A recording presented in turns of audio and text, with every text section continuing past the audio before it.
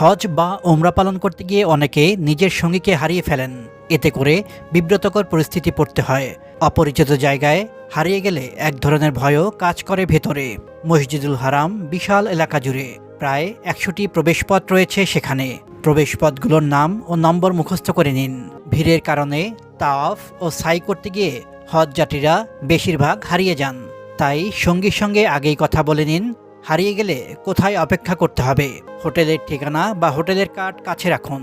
সঙ্গী বা group leader বা মোয়াল্লেমের ফোন নাম্বার সংগ্রহে রাখুন। মক্কার ইব্রাহিম খলিল রোডে বাংলাদেশ হজ অফিস কিংবা মদিনার কিং ফাহাদ ২১ নম্বর গেটের কাছে বাংলাদেশের হজ অফিসে পৌঁছে দেওয়ার লোক অভাব হবে না। সেখানে গেলে অফিসের আইটি বিভাগ তার পরিচয় বের করে ঠিকানা মতো পৌঁছে দেওয়ার ব্যবস্থা করবে। এছাড়া সবথেকে গুরুত্বপূর্ণ বিষয় হলো, হারিয়ে গেলে নির্দিষ্ট স্থানে অপেক্ষা করুন। আপনার হজযাত্রা নিরাপদ হোক।